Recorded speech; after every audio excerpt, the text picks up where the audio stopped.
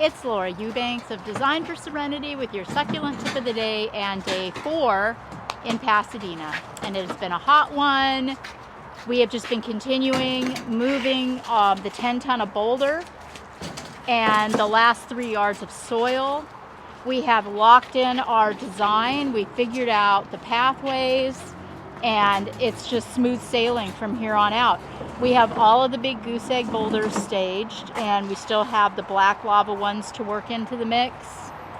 But look, guys, right? I got all of Brandon's plants. Well, not all of them. I still have some mammies and some fish hooks to put in, but yeah. I mean, it's just so fantastic.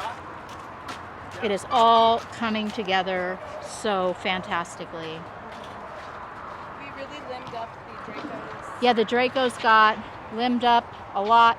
This aloe we left bearded. I think it's interesting, and it's definitely got a vibe. We also have a Hercules over there that's clean as a whistle, so we thought it would be a good contrast. But yeah, I mean, just accessibility has just been very, very challenging. So, you know, this is just a miracle of ingenuity and blood, sweat, and tears. We've had a couple of new employees start today. We have Lisa, turn right around. And we have Mary, who's back in the bowels. And they have been kicking butt, finishing up all of the maintenance. Do you want to kind of walk through and take a look at that, Hannah? Okay. Oh, you want to show off? Yeah, I still have plantings to do. You know, this is a 360-degree installation. It's got to look good from all angles. So I haven't forgotten these sides, just haven't got to them yet, but I do have plants for the back ends. Kevin and Christine also dug these agaves out of these iron urns and cut off all of the dead and depuffed and reset them, and they look so good. There. Yeah. I don't know that you guys have been through this part of the yard. Yeah, our client loves plants and loves flowers and loves the forest denseness of you know, this type of landscape. This is a brugmansia, or angel trumpet. But see how the layering is here? This is what she loves. And you know, she's embracing succulents, and we are doing our very, very best to work them in so that everything is co-simpatico. Say hi to Mary. And you're Mary Roberts from Designs by Mary, right? On Facebook. Succulent Designs by Mary. Succulent Designs by Mary on Insta and Facebook, right? Yep. And Mary lives in Redondo Beach and is a really, really talented designer. And we've known each other more online for a long time. And this is the first time we've actually finally been able to connect and work together. So thank you. Thank you. Nice of you to say. Thank you. It's looking really good. Yeah, it's just so tight. I mean, look at all of this detritus. Some of this is, don't panic, guys. These aloes, you know, we're going to reset them in other areas of the garden, but this is kind of a before situation. Look at this. This is what they're working on. See, we got an aloe, looks like a ferox that tried to die but didn't, so we're going to clean that up and reset it. All these blue elf need dead-headed. There's some weeds. I mean, what dead bulbs, what a hot mess. And they are going through systematically through this entire area. This was a giant stand of Dakari, and they got it all bent down to shape. So we're going to take these pieces and stage them in groupings in bare spots around the yard. So that's cool. And then we tried some bromeliads in here in this really deep shaded area, but it's just too dry and they did not do well. So if you all have any suggestions, remember we are in Pasadena, which I think is 10A. It's quite shady and nice. Yeah, it's shady and cool, but dry. So if you've got any suggestions for plants, we're gonna try some hostas that she's starting in another area that seem to be doing well. Do you want to look at this? Yeah, I do, but let me just show this angle. Oh yeah. another perspective of our new cactus garden. So have you told everybody that the trees fell over? Oh yeah, I think I told you all about how there were some large, very large, some over 100 years old trees that collapsed in a storm in this winter. So they had to have those removed. That has opened up a lot of space for new trees to be planted. And Luis Fuentes from Fuentes Landscaping put in this gorgeous terracing and steps, all the irrigation.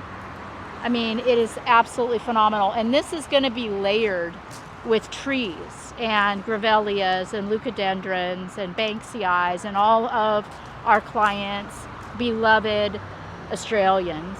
She's so excited to get this all done. This was such a hot mess for so many years, and now it looks so tight. It's really, really phenomenal craftsmanship.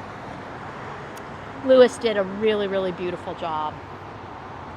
So yeah, this is new too. And then there's some other areas of the yard that are going to get a makeover as well, and a little bit of upgrading. So there's just, you know, on a property this size, there's just always something, isn't there?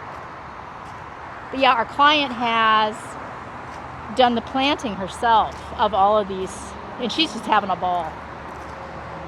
Yeah, so in time, this is all going to fill up and fill in and be really, really dense. She's even trying some crepe myrtles. So hopefully that'll work.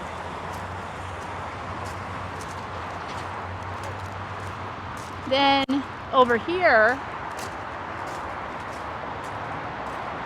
the next phase, she's going to have Luis flip her shed 180 degrees. And he's going to take this old feral cat shelter for a chicken coop. And then that's going to open up some space for her to plant and to work here. Here's where she's been trying out some new plant material. The hostas they're doing it. You know, this is just kind of a trial bed in here. She's very, very patient. Then up here, we had Miguel and Lisa tighten this up. This is just a really fun little vignette. And Miles Teague, one of our old employees, did the original design in here. Colin tweaked it once, but it's been pretty neglected. And I think they did a beautiful job of tightening this all up.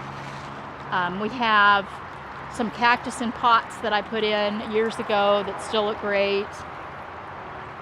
Yeah, so then you can walk around